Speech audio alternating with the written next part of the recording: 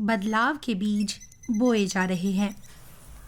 शिव बालन तमिलनाडु के अय्यमपलयम गांव में रहते हैं और उन्हें ग्रीन पेन बनाने का आइडिया आया। मैं क्वालिफाइड मैकेनिकल इंजीनियर हूँ। मेरी परवरिश दूर दराज के एक गांव में हुई, प्रकृति के करीब। शहरों में पेड़ों की कटाई और प्लास्टिक का इस्तेमाल बहुत होता है। मैं समाधान खोजना चाहता था, भले ही छोटे स्तर पर हो। तो मैंने ये डिजाइन किया जिसे मैं पेपर पेन कहता हूँ। रिसाइकल हुए कागज से बने ये सारे पेन बायोडिग्रेडेबल हैं और इनमें बीज रखे गए हैं। ये बीज स्थानीय मिट्टी में फलते फूलते हैं और इन्हें ज्यादा देखभाल नहीं चाहिए। लोगों को संदेह था कि इस पेन से बीज उग पाएंगे या नहीं, तो मैंने इस्तेमाल हुए कुछ पेन अपने ऑफिस के सामने जमीन में डाले और स्थानीय स्कूल के बच्चों ने भी ऐसा ही किया और वे बड़े होकर पेड़ बन गए। बहुत से लोग कहते हैं कि उन्हें पेड़ों को बढ़ते देखना अच्छा लगता है। ये पेपर पेन प्लास्टिक घटाने में भी मददगार हैं। भारत में हर साल 240 करोड़ प्लास्टिक के पेन बेचे जाते हैं। नेशनल ग्रीन ट्राइब्यूनल के अनुसार उनमें से 90% रिसाइकल नहीं होते। युवा उद्यमी शिव बालन को उम्मीद है कि उनके बनाए पेन उनके समुदाय में बदलाव लाएंगे। देखिए, ये बात तो मैं बखूबी समझता हूँ कि उत्पादन किसी एक व्यक्ति के बस का काम नहीं है। इसीलिए मैंने अपने गांव की कुछ बेरोजगार महिलाओं को इस प्रोग्राम में साथ लिया है और उन्हें ट्रेनिंग दी है। इससे उन्हें भी आमदनी हुई।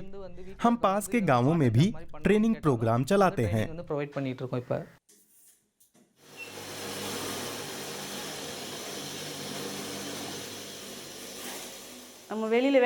हम अपने परिवार का ध्यान रखने के साथ साथ कुछ पैसा भी कमा सकते हैं। ये सामान्य नौकरी के मुकाबले कहीं ज्यादा सुविधाजनक है। शिव बालन और उनकी टीम मांग के मुताबिक हर दिन 800 से 1000 पेन बनाती है। उनके मुख्य ग्राहकों में स्कूल और कॉलेज शामिल हैं। ऐसे एक पेन की कीमत 5 रुपया है। हम कागज लेते हैं और उसके बीच वाले हिस्से में गोंद की लाइन लगाते हैं और इंक रिफिल वहां पर रखते हैं। उसके बाद हम इसे मोड़ते हैं और कागज रोलिंग मशीन में रखते हैं। जब पेन सूख जाता है तो हम उसके पिछले हिस्से पर कैप्सूल लगाकर उसमें बीज भरते हैं, फिर ढक्कन लगाकर पैक कर देते हैं। जिस मशीन से पेन बनते हैं उसे असल में पटाखे बनाने के लिए डिजाइन किया गया है। शिव बालन ने इसे छोटे आकार में बनाने का तरीका खोज लिया है जिसे वो बेच सकें। वो अपने पेनों को भी बेहतर बनाना चाहते हैं। मेरे सामने सबसे बड़ी चुनौती है इस प्रोडक्ट को पूरी तरह ऑर्गेनिक बनाना। अभी तक हम ऐसा नहीं कर पाए हैं। इस उत्पाद में 0.5% प्लास्टिक है।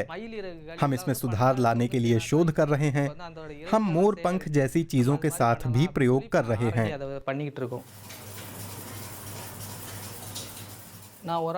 मैं अकेले बस एक पेन के बूते समूचा बदलाव नहीं ला सकता। सबको जिम्मेदारी लेनी होगी और ऐसे उत्पाद इस्तेमाल करने के बारे में सोचना होगा जिनसे प्लास्टिक घटे। छोटे बदलाव मिलकर प्रभावी होते हैं।